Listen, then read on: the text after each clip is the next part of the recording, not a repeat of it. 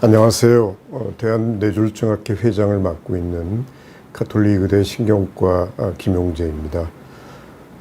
오늘 여러분들과 이야기 드릴 내용은 오늘은 직접적인 뇌졸중에 대한 이야기는 아닙니다.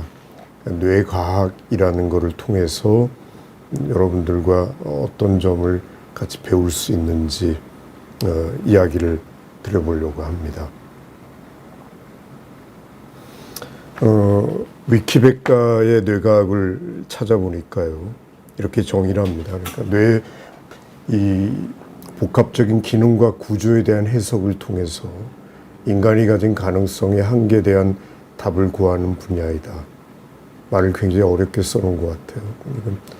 과거에 이제 철학, 종교, 심리학 이런 것처럼 사람은 무엇인가라는 것에 대한 근원적인 답을 찾기 위한 한 가지 방법으로 최근에 뇌과학이 아주 각광을 받고 있는 것 같습니다. 신경과학으로 시작한 뇌과학이 수학, 물리학, 또 최근에 공학, 특히 IT 쪽에 도움을 받으면서 굉장히 다양해졌고요. 그리고 또한 최근에는 이런 이제 단순하게 인간을 이해하는 것을 넘어서 우리 자기개발 분야에도 굉장히 많이 도입이 됐죠. 그래서 회사를 운영하는 입장에서도 이 뇌과학을 적극적으로 이용을 하려고 하고요. 또는 아이들의 교육에서도 또는 세상의 여러 일들을 풀어가는 데서도 뇌과학이 널리 쓰이는 것 같습니다. 저는 엄밀한 의미로는 뇌과학자는 아닙니다. 환자를 만나고 환자를 대하는 신경과 의사죠. 그런데 이제 저희가 어떻게 뇌과학을 이해하게 되냐면, 신경과 의사들은 일반적으로 국소 진단이라는 것에 굉장히 익숙합니다. 예를 들어서 여러분들이 손가락에 힘이 없다고 왔단 말이죠. 그러면 진단을 내려서 병을 찾아드려야 될 거 아니에요. 자, 이분처럼 다리에 힘이 없고 감각이 떨어져요 라고 하는 분이 오시면은 다리 쪽의 말초 신경의 문제인지 아니면 척추 쪽에 내려오는 신경의 문제인지 또는 뇌의 특정한 부분의 문제인지를 신경학적 검사라는 방법을 통해서 또 영상을 통해서 또 검사 방법 여러 가지 진단 도구들을 통해서 우리가 답을 냅니다. 그걸 우리가 국소 진단학, 그러니까 지도 찾기죠. 예를 들어서 다리에 힘이 빠져서 오신 분에게 말초 신경질환, 아주 드물지만 위험한 길랭바레 병 같은 게 의심이 된다면 뇌 MRI를 찍어서는 우리가 얻는 게 별로 없죠. 또 반대로 다리에 힘이 빠져서 온 게 척수염이었다. 그러면은 마찬가지로 뇌 척색 검사라든지 척추 부근에 MRI를 찍어야 되거든요. 또 얼마 전에 안타까운 일 벌어진 우리가 근육에 이 괴사가 일어나서 갑자기 나빠진 경우, 콩팥 기능도 떨어지고 하는 경우에는 사실은 적절한 혈액 검사와 병력이 중요한 것처럼 이 지도 찾기를 합니다. 그러다 보니까 어디에 고장이 나면 어떤 문제가 없어진다라는 걸 우리가 알게 된 거죠. 예를 들어서 우측 대뇌 방구에 뇌경색이 온 환자의 경우에는 좌측에 마비가 오더라라는 걸 우리가 인지를 하게 되고, 그런 것들을 쌓아서 보면서 우측 우리가 팔다리의 움직임을 관장하는 것은 왼쪽 뇌에 있겠구나라는 것을 이해하게 됩니다. 또 왼쪽 뇌에 큰 뇌경색이나 뇌출혈이 있는 분들이 언어장애가 나타나는 걸 인지하게 되면서 우리가 언어중추, 그러니까 말하는 곳이 왼쪽 뇌에 있구나라는 것을 이해하게 되는 거죠. 그래서 오늘은 임상의사로서 뇌과학을 어떻게 보는지, 그러니까 우리가 뇌의 어떤 부분에 나타나는 고장들이 우리에게 어떤 걸 알려주는지, 그리고 좀 더 넓게는 사실 매일 사소하게 지금 여러분들 유튜브를 보고 듣고 그리고 판단을 하시고 또 주변 분들과 이야기를 하실 거예요. 또 듣는 도중에 가서 커피도 가져오시는 분도 있을 거고 화장실도 다녀오시는 분도 있을 거고요.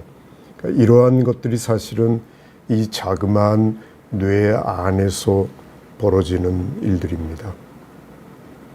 오늘 강의는 뇌에서 일어나는 일들, 그래서 우리가 보는 것, 또 말하는 것, 기억하는 것, 그다음에 몸을 쓴다라고 제가 표현을 했는데 움직이는 것에 대해서 이야기를 드려볼까 합니다. 오늘은 책의 구절도 읽어드리고요. 또 아주 또 어려운 기초과학 이야기도 드리고 하는 날이 될 것 같습니다.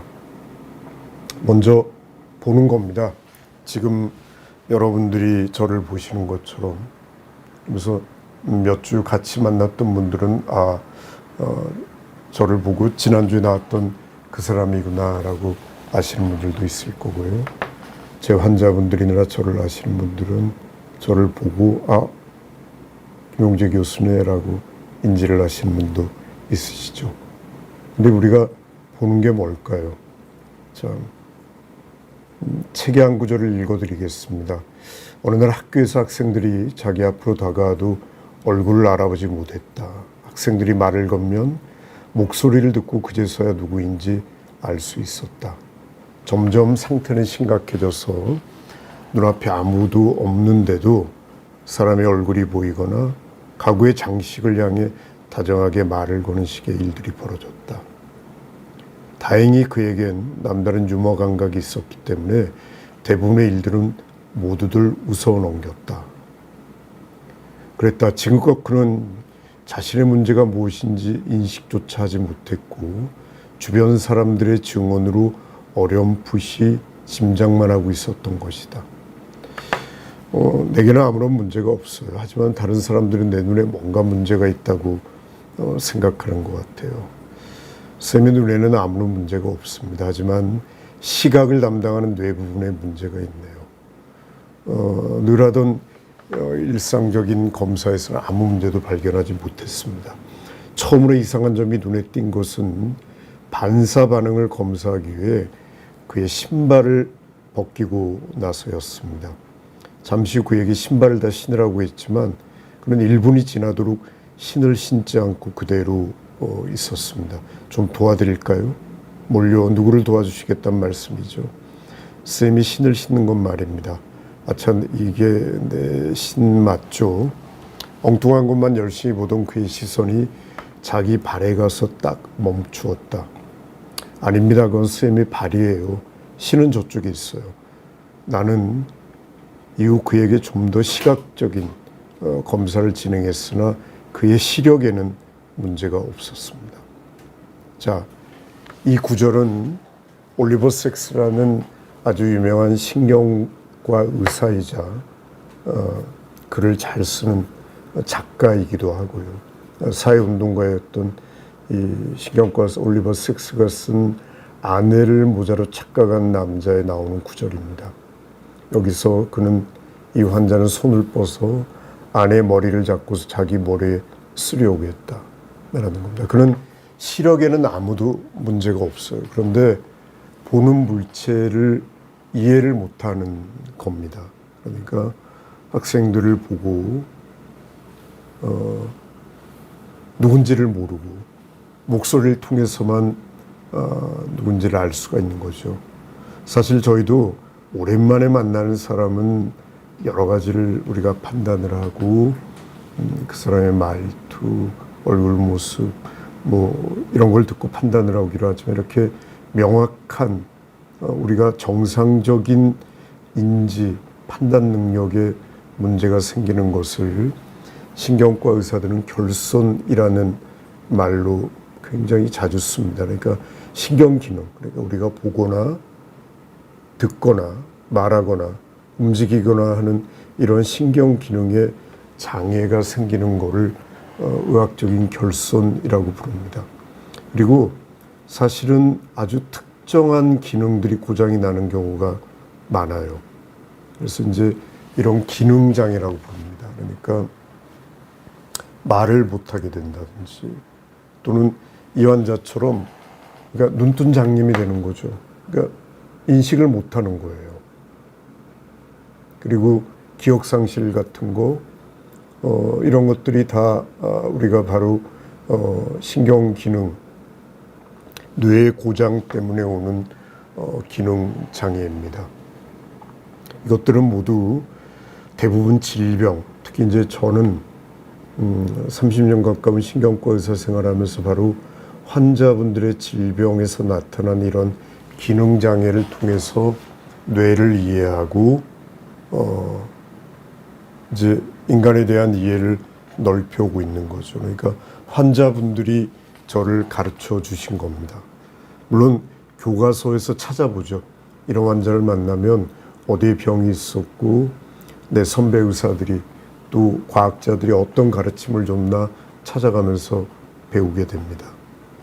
자, 이분 같은 경우를 안면인식 장애라는 특별한 우리가 이름을 붙여서 부릅니다.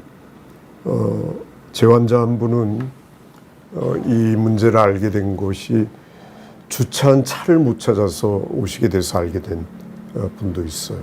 그러니까 차가 똑같은 거예요. 그분에게는 내 차를 못 찾는 겁니다. 그래서 굉장히 흥미로운 이야기입니다. 사실 우리가 본다는 거는 눈으로 보잖아요. 그렇지만 사실은 눈에서 보는 우리 사물에 대한 인지는 뇌에서 나타납니다.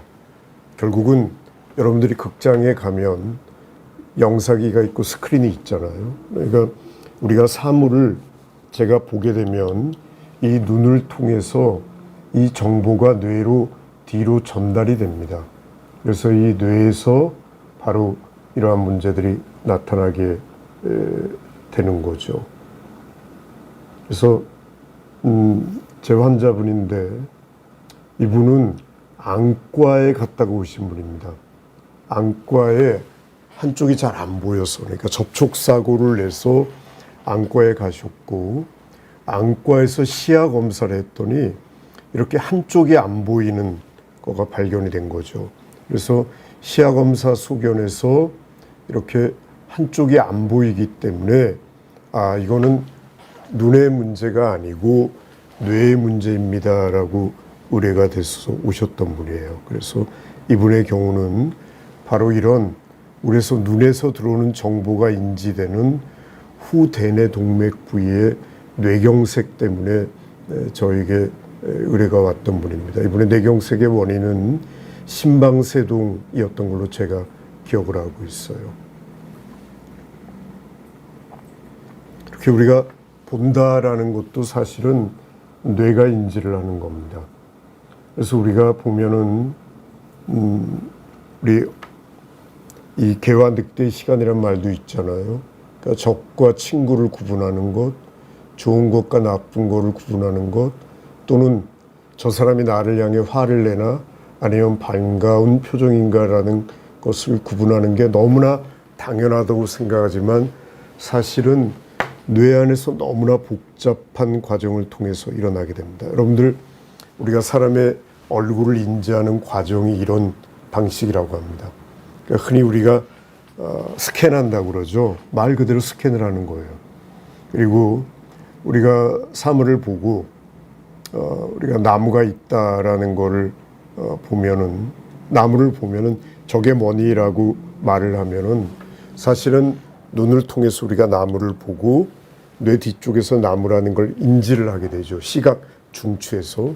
그럼 그 시각 중추에서 저장돼 있는 어느 장소에 저건 나무다라는 걸 알려줍니다. 그러면 우리가 말을 하는 운동, 우리가 뇌라고 부르는, 언어뇌라고 부르는 곳에서 이거를 나무라고 발음을 해줍니다.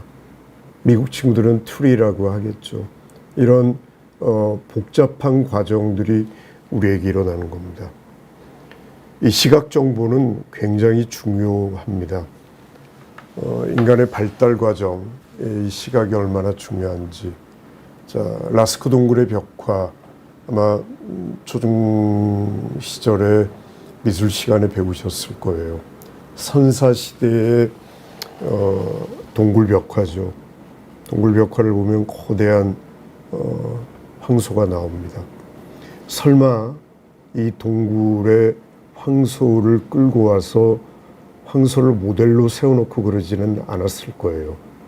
무슨 말이냐면 만났던 황소를 머릿속에 봤던 기억을 담아가지고 오는 겁니다. 그러니까 어떻게 보면은 우리의 뇌는 이미 라스코 동굴 벽화를 그리던 시절부터 이렇게 시각 정보를 인지해야만이 살 수 있도록 발전을 해오고 있었던 겁니다. 그래서 이 미국 카네기 멜론 대학의 아주 유명한 신경과학자인 이 버만 박사 이야기입니다. 우리가 이렇게 상대가 나에게 즐거운 표정인지 무관심한지 또는 화를 내는 건지 우리가 아는 거가 아주 정말 자연적으로 빠르게 뭐 아무런 노력이 필요 없잖아요. 그렇지만 아마도 이러한 시각 시스템 이런 것들이 어떻게 우리에게 많은 정보를 내가 인지를 하고 내 마음이 반응을 하고 내 표정이 어떻게 변하는가 또는 내가 어떤 말을 하는가를 이해하는 것이 아마 신경계 특히나 이런 시각 정보를 풀어가는 굉장히 중요한 문제가 될 거라고 이야기를 할 정도입니다. 그래서 저희는 아까 이야기 드렸듯이 접촉사고를 내고 온 분, 그 일 있기 전까지는 그분은 우리 뇌에서 본다라는 거를 전혀 이해를 못했죠. 또 그러다 보니까 우리가 많은 분들이 시각 정보가 뇌에서 과정을 거친다는 것은 이런 뇌손상 환자들을 우리가 보게 되면서 이해를 하게 됩니다. 자, 그 환자분의 이야기입니다. 그래서 나는 그의 집에 오기 전에 꽃집에 들려 붉은 장미 한 송이를 샀고 윗주머니에 꽂고 있었다. 그 꽃을 빼서 그에게 건네주었다. 그리고 그는 마치 표본을 받아준 식물아기 같은 행동을 했다. 꽃을 받는 사람의 태도와는 거리가 멀었죠. 길이가 15cm 정도 되는군요. 붉은 것이 복잡하게 얽혀 있고 초록색으로 긴 커다란 기다란 것이 붙어 있네요.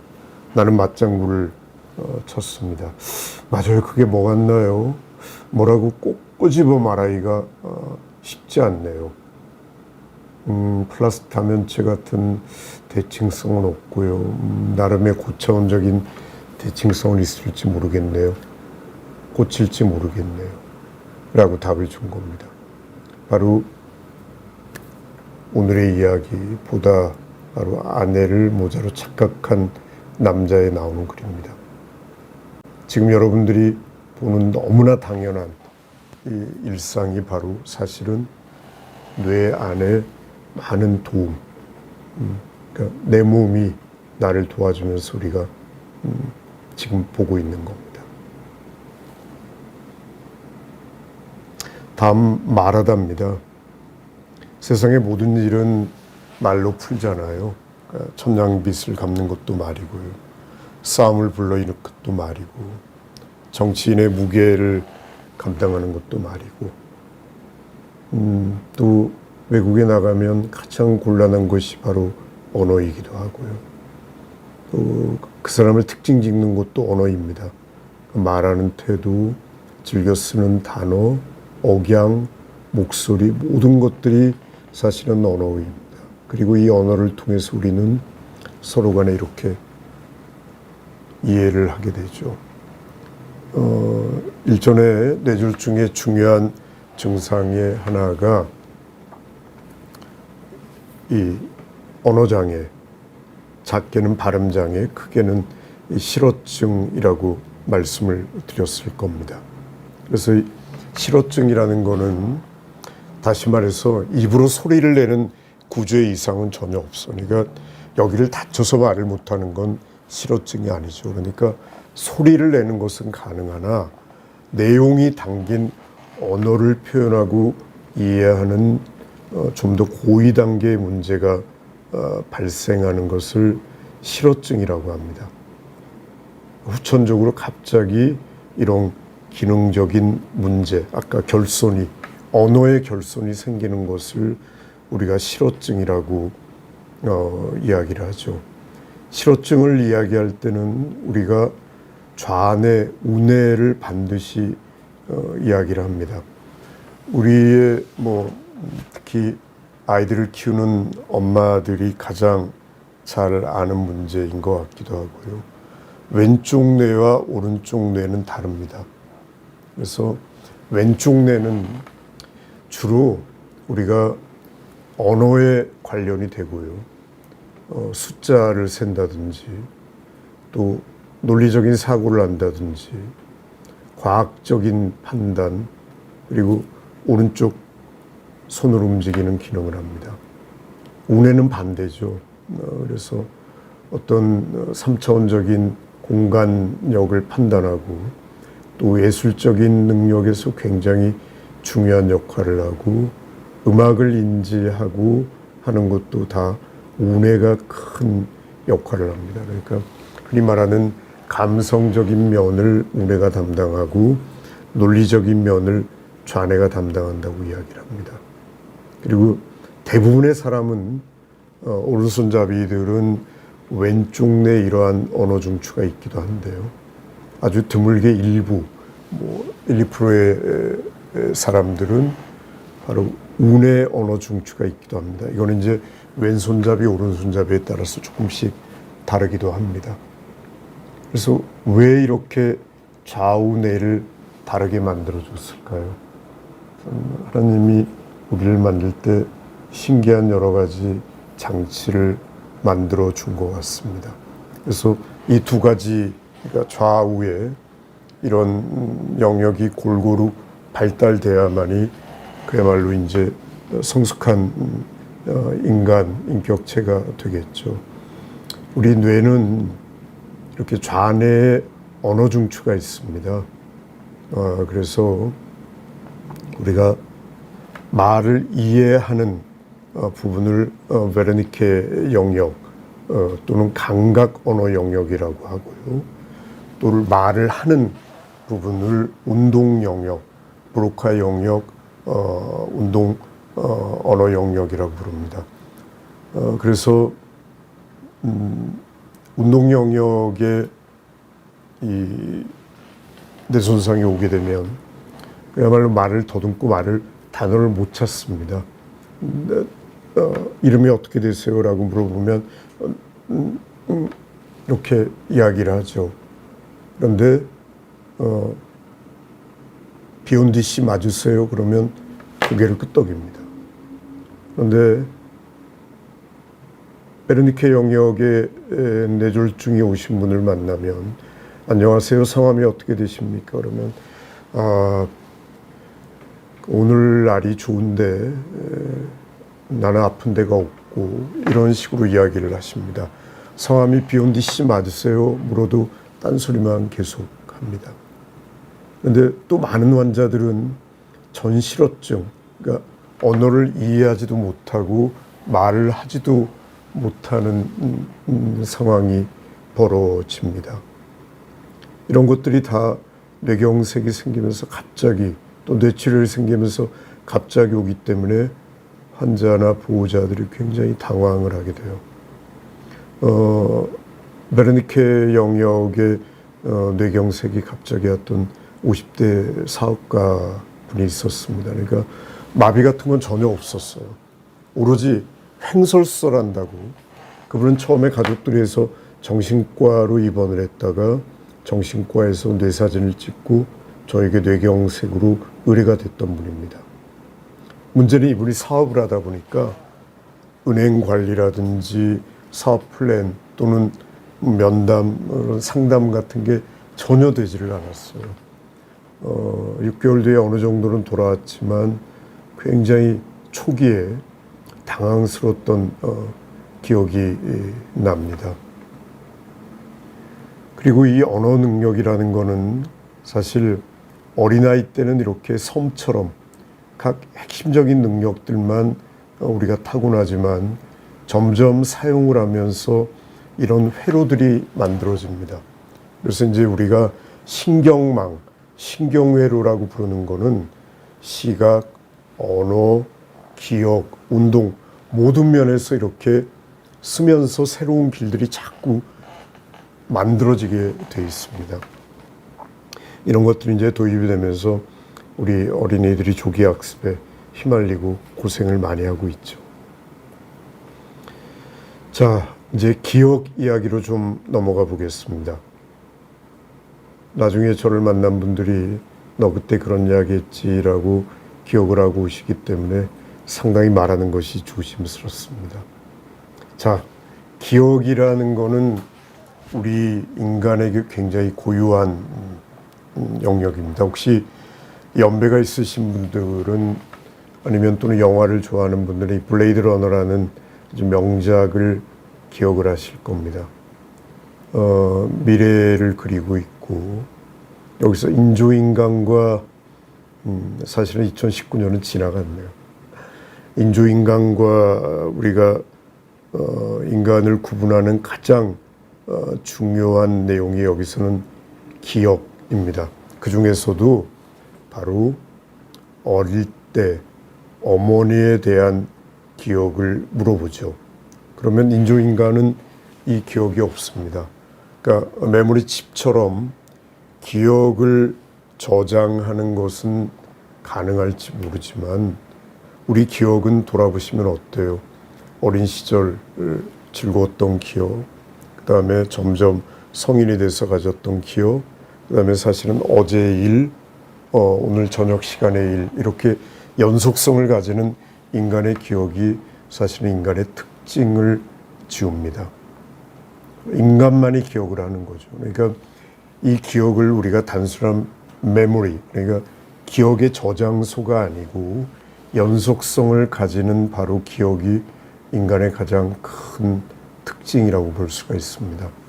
우리의 기억은 이런 이제 아주 짧은 감각 기억에서 입력이 되면 그것들을 시각이라든지 또는 듣는다든지 우리가 책을 읽는다든지 뭘 본다든지 또는 심지어 후각도 기억을 하죠. 또 시각으로 아까도 이야기 드렸고 이런 것들이 이제 아주 짧은 단기 기억으로 있습니다. 그리고 대부분의 단기 기억은 휘발되죠. 그리고 이제 이 뇌 깊숙한 우리 기억 중추에 이제 오래된 기억으로 저장이 됩니다. 그러면 우리가 파일을 불러오듯이 꺼낼 수 있는 기억이 있게 되고요. 또 도저히 찾을 수 없는 우리가 망각 속으로 흘러들어가는 이 기억의 흐름을 가지게 됩니다. 특히나 이제 치매 단계에 이르게 되면 이 단기 기억, 쉽게 말해서 아주 오래된 기억들은 가지고 있지만 단기 기억이 고장이 나기 시작을 하죠. 그러니까 밥을 드렸는데 또 달라고 한다든지 그러면서도 아주 옛날 이야기는 마치 고장난 녹음기처럼 한 말 또 하시고 또 하시고 하는 게 바로 우리 기억이라는 것이 어떤 감각 자극에서 단기 기억을 거쳐 장기 기억으로 넘어가는 과정을 받기 때문입니다. 이 기억에 대한 아주 또 유명한 것이 바로 프로스트 효과입니다. 이 프로스트의 유명한 소설이 있죠. 그래서 잃어버린 시간을 찾아서라는 소설인데 당연히 저도 읽어보지 못했습니다. 아마 어느 누구도 끝까지 읽어본 사람을 찾기 어려울 굉장히 문장도 길고 어려운 소설입니다. 그렇지만 신경과 의사이기 때문에 이 부분은 찾아서 읽고 또 읽어봤습니다. 바로 이 화자가 이 저자가 홍차에 마들린이라는 쿠키를 먹으면서 어린 시절을 회상을 하는 거죠. 그러니까 이 후각 자극이 사실은 장기 기억 저장소에서 자극을 줘서 이 장기 기억을 꺼내 준 겁니다. 그래서 저희가 읽는 흥미로운 책 가운데 바로 이 프로스트는 신경과학자였을 때 모르겠다라는 재밌는 책도 있고 이것들을 프루스트 효과라고도 부릅니다. 그래서 실제 최근 임상에서는 치매 환자들, 진행된 치매 환자들에게 어린 시절 이분이 맡았던 이 향을 기억시켜 줌으로 해서 뭐 예를 들어서 대만 연구팀 같은 경우에는 어린 시절 시장에서 느꼈던 그런 독특한 냄새를 해보기도 하고요. 프랑스는 프랑스답게 어린 시절에 이제 가장 흔하게 우리가 느꼈던 장미향 같은 거를 가지고 치매 환자들의 기억을 도와주는, 그러니까 감각 자극을 통해서 기억을 인출해내는 그런 노력을 하고도 있습니다. 그래서 기억을 담당하는 이 영역 또 감각 자극에 대해서는 이 프루스트 효과라는 거가 아주 널리 알려져 있고 흥미로운 분야이기도 합니다. 사실 우리가 기억한다라는 거는요, 신경세포들 사이에서 이런 신경 전달 물질이 분비가 되는 것이 기억입니다. 그러니까 여러분들이 한 번쯤은 들어봤을 도파민이라든지 세로토닌이라든지 글루타민산 같은 신경 전달 물질들이 어느 신경을 흥분시키고 그 다음을 이렇게 다운시켜서 마치 0과 1로 된 컴퓨터처럼 신호를 보내고 끊고 하면서 우리의 기억을 만들어 줍니다. 그래서 이 기억은 특정한 부위가 굉장히 중요한 역할을 합니다. 이 환자분은 이제 여러 가지 약물, 그러니까 이제 환각제를 포함한 몇 가지 약물 사용 후 나타난 양측 해마의 뇌경색 환자입니다. 외국에 살아있는데요.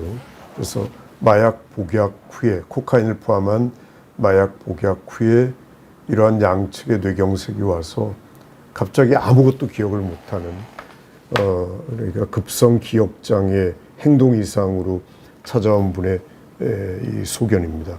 바로 이런 경우를 통해서 우리가 기억이라는 곳이 어디에 있는가를 알게 된 거죠. 바로 이 기억 회로를 우리가 발견을 하게 된 겁니다.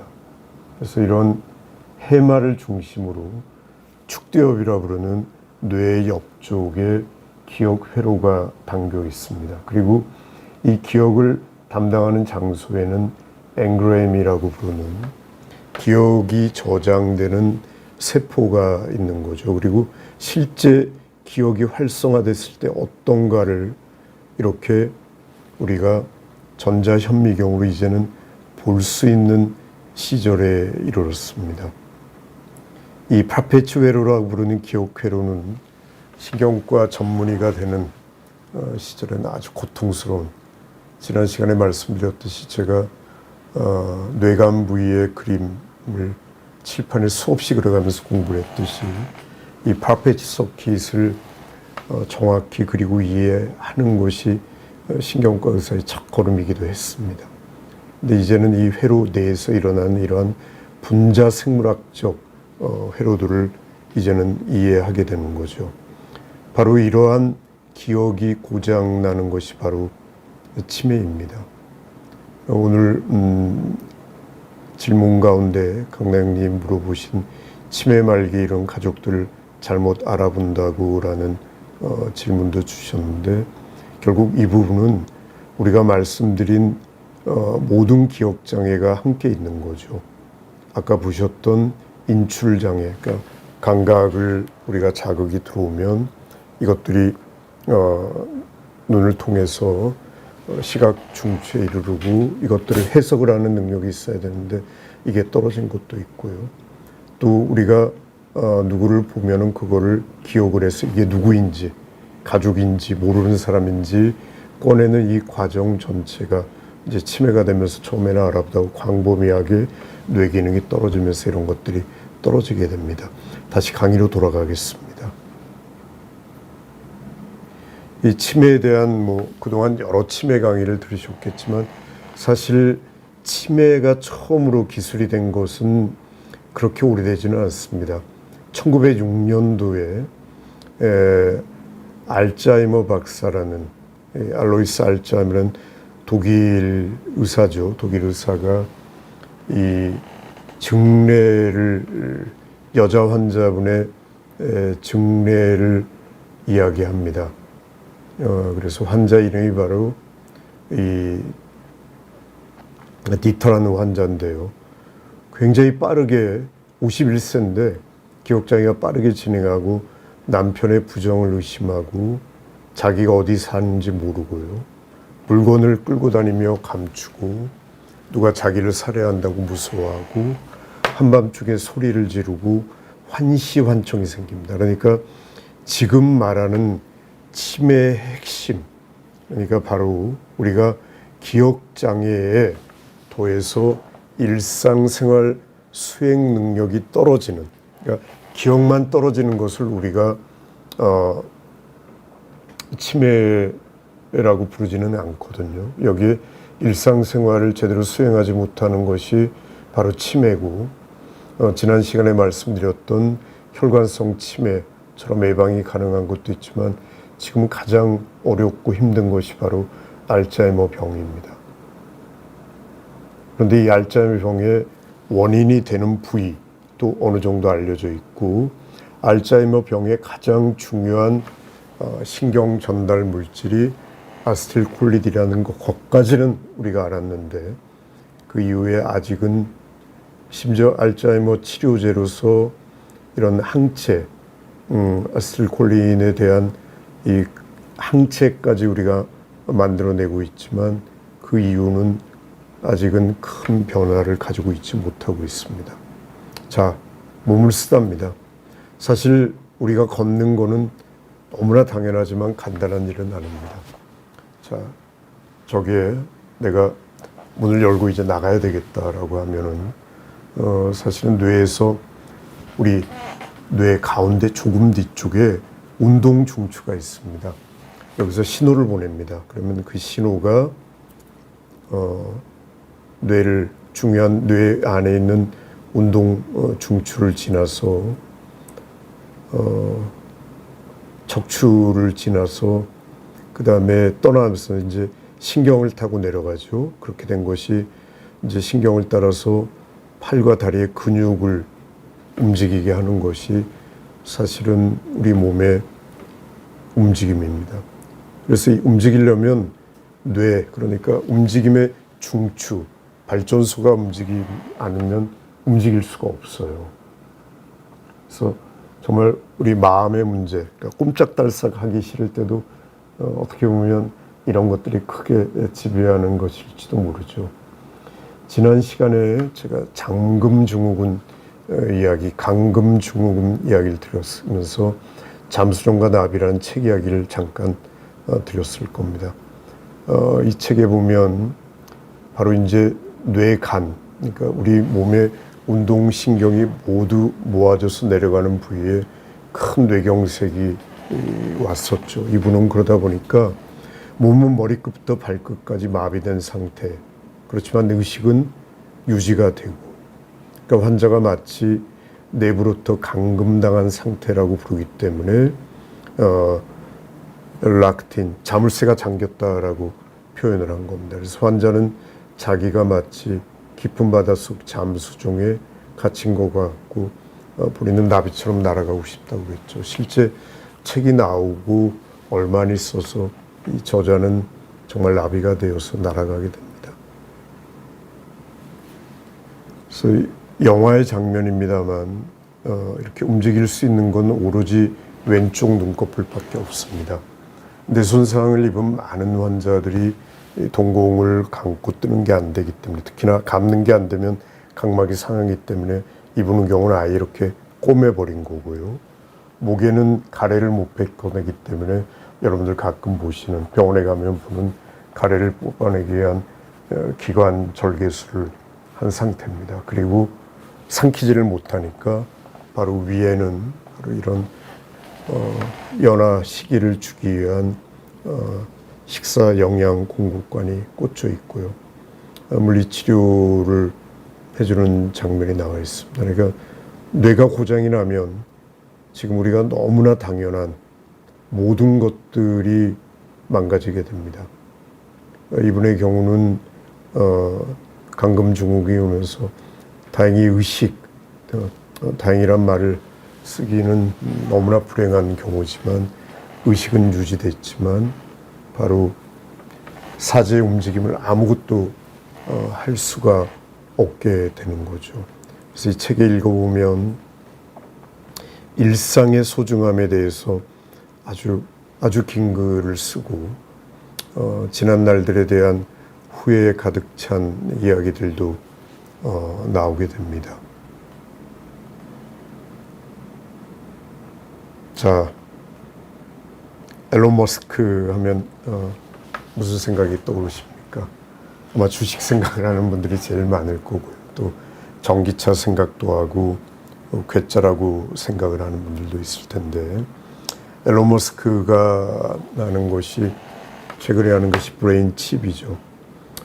사실 지금까지 동물 실험 등에서 뇌에 바로 이 운동 중추를 알기 때문에 이 운동 중추에 자극을 주는 겁니다. 그러다 보면 이 자극을 통해서 움직일 수가 있는 거죠. 아까 이 뉴런, 신경 전달망이라는 거는 정기적 신호 자극에 의해서 신경세포 간에 신경 전달 물질이 전달이 되면서 자극이 일어나는 거거든요. 그러니까 뇌가 고장이 난 경우에는 그 고장난 부분에 대신해서 전원을 넣어주는 겁니다. 그래서 실제 뇌졸중 환자에서 이 뉴랄링크라는 회사의 칩이 이식이 됐죠.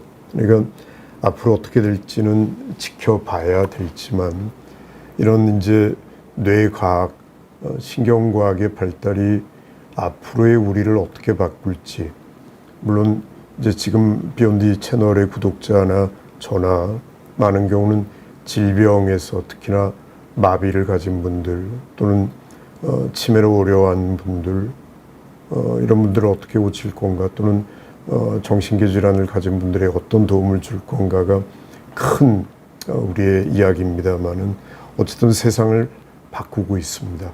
심지어 이 앨런 머스크 팀에서는 이런 이제 뇌 컴퓨터 인터페이스를 쓰려고 하죠. 그러니까 센서, 우리가 아까 봤던 감각도 뇌전도 센서로, 그러니까 못 보는 사람들에게 이 눈을 대신한 센서를 넣어주는 거죠. 그러니까 앞이 고장이 났으면 뒤에 뇌의 감각, 우리가 보는 것을 인지하는 부분이 멀쩡하다면 눈 대신에 다른 감각 자극을 넣어주는 거죠.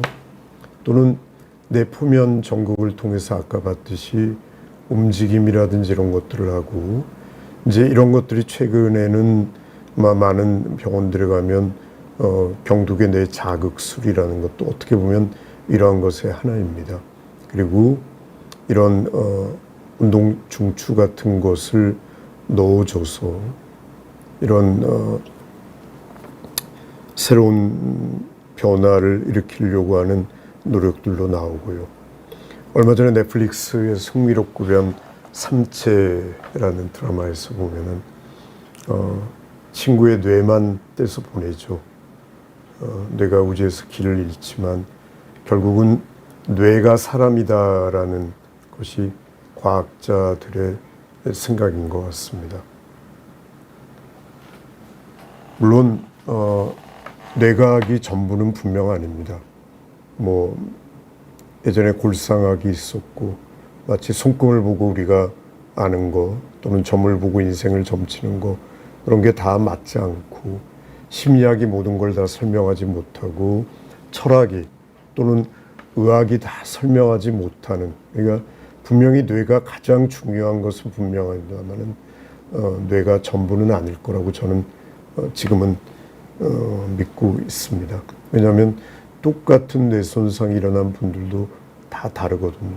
그러니까 우리가 단순한 뇌 이상의, 물론 그 기호는 다 뇌에 있을지 모르지만 뇌 이상의 것은 저는 반드시 분명히 있다고 저는 생각을 하고 있습니다. 뇌는 굉장히 이기적인 아이입니다. 성인의 뇌의 무게는 커봤자 1.5kg,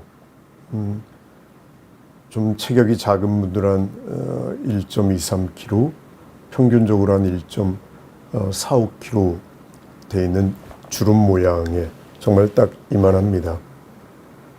그렇지만 우리 뇌 혈류의 대부분을 쓰고 특히나 우리 몸의 영양소는 단백질도 있고 지방도 있는데 뇌는 가장 효율이 높은 포도당만 씁니다. 그리고 이 포도당의 전체, 우리 전체 무게의 2%도 안 되는 이 작은 놈이 무려 전체 필요한 에너지의 20%를 소모합니다. 그만치 뇌 건강이 중요합니다. 지난 4시간 오늘까지 여러분들과 뇌졸중을 이야기했지만 뇌졸중은 결국은 뇌 혈관이 고장이 나서 뇌 기능이 떨어지고 아까 본 여러 가지 뇌 기능들이 고장이 나는 겁니다. 그래서 결국은 뇌 건강입니다. 이 뇌 건강은 뭐 그렇게 아주 어려운 건 아닙니다. 보통 상고라고 이야기하는 고혈압, 고지혈, 당뇨병을 잘 관리를 하고 금연, 금주하고 그리고 뇌졸중의 증상은 패스트, 그러니까 얼굴이 돌아간다든지 팔에 힘이 떨어진다든지 언어 이상이 나타난다든지 하면은 빨리 전화를 하는 것, 이런 것들을 잘 인지를 하는 것이 여러분들의 뇌 건강을 지키고 일상의 소중함을 잘 간직하면서 건강히 살아가시는 길이라고 믿습니다. 마침 마지막 슬라이드가 하나 있습니다. 지금까지는 우리가 이제 병 그리고 어떻게 하면 건강하게 살 건가에 대한 이야기를 드렸고 뇌졸중도 결국은 모든 것을 다 이해하는 것이 뇌졸중 예방 그리고 치료에 대한 이야기였습니다. 그렇지만 우리는 병 앞에 이길 수가 없습니다. 인간의 뇌가 있지만은 우리는 죽죠. 그래서 앞으로 어떻게 죽을 것인가 굉장히 큰 역할을 할 것이고 저를 포함한 많은 의사들도 충분하게 우리가 다 살고 죽으려는 사람들의 마지막 길을 품위 있게 인도해주는 의사도 있어야 한다라는 이 글이 너무나 가슴에 와 닿아서 전체적인 뇌졸중 강의의 흐름과 크게 맞지는 않지만 혹시 주변에 중증 뇌졸중 치매로 많이 힘들어하시는 환자분이나 그 가족들이라면 이렇게 그야말로 우리가 어떻게 죽을 것인가가 굉장히 심각한 문제일 거고 나중에 시간이 되면 한번 비욘드 채널에서 이런 주제들도 우리가 같이 돌봄과 이런 부분들도 이야기 나눴으면 합니다. 지금까지 뇌졸중을 중심으로 그리고 오늘은 뇌과학을 중심으로 뇌가 무슨 일을 하는지 그리고 일상의 소중함은 어떤지라고 이야기를 드렸습니다. 작은 질문들이 몇 가지 있는데요. 좀 같이 이야기 드릴까요? 교통사고 같은 외상 후 스트레스도 뇌에 안 좋은 영향을 끼칠까요? 라는 질문을 주셨는데 마찬가지입니다. 그러니까 꼭 뇌졸중만이 뇌에 나쁜 영향을 주는 건 아닙니다. 그러니까 특히나 젊은 분들의 경우에는 우리가 흔히 스포츠 인저리라고 그러니까 운동하다가 다치는 경우가 굉장히 많습니다. 그래서 뇌 손상의 상당한 경우가 이런 자전거 타다가 뇌를 다친다든지 스키 타다가 경추부골절로 사지마비에 이른다든지 하는 경우들이 굉장히 많습니다. 또 낙상도 굉장히 많고요. 그래서 우리가 교통사고를 입었기 때문에 외상 스트레스가 온 거죠. 그러니까 스트레스라는 거가 사실은 마음이 자꾸 우리가 여기에 있다고 생각하시기 때문입니다. 마음은 뇌에 있습니다. 결국 스트레스성 반응이 뇌에서 특정한 신경 전달 물질을 내오기 때문에 우리가 이런 불편한 외상 스트레스 증후군을 결과적으로 겪게 되는 거죠. 뇌과학자들은 누구를 좋아하는 마음, 감정도 뇌 안의 호르몬의 작용이라고 보기도 합니다. 그리고 작은 도 박사님인가요? 질문을 하나 주셨는데, 비행기 안에서 뇌졸중 증상이 나타나면 어떻게 대처해야 하나요? 어려운 질문이네요.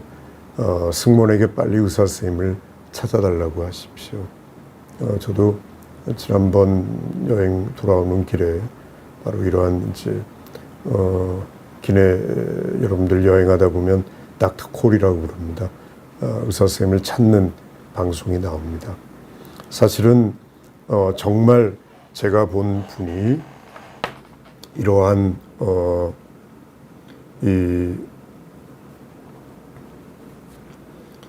이런 뇌졸중 증상이 나타나면 가장 빠른 공항으로 돌아가야겠죠. 굉장히 복잡한 판단의 문제가 됩니다. 비행기가 회항하는 것은 그렇게 간단한 일이 아니거든요. 그래서 어쨌든 뇌졸중 증상이 나타나면 그런 일이 없어야겠지만 반드시 빠르게 기내 의사 선생님을 찾아야죠. 판단은 담당 승무원과 의사 선생님들이 적절하게 해줄 겁니다. 그리고 뇌졸중과 비슷한 증상, 만일 꼬마 중풍을 경험했다 그러면 그 원인을 찾고 대책을 찾은 다음에 비행기를 타는 것이 현명한 거라고 생각을 합니다. 그리고 한 분이 존엄사에 대한 이야기를 주셨습니다. 그래서 아까 우리가 어떻게 죽을 건가에 대한 이야기, 존엄사, 그 다음에 뇌사, 이런 부분들, 또 우리가 정말 많은 호스피스 돌봄이라든지 이런 부분들은 추후에 같이 나눠보도록 하겠습니다. 자, 벌써 오늘 여러분들과 같이 한 금요일 밤의 시간 5번째가 다 흘러갔습니다. 여러분들의 뇌졸중 이해에 도움이 되셨으면 바라고요. 모두 다 뇌 건강 잘 유지하시고요. 건강하고 행복한 일상 잘 누리시기 바랍니다. 시청해 주셔서 감사합니다.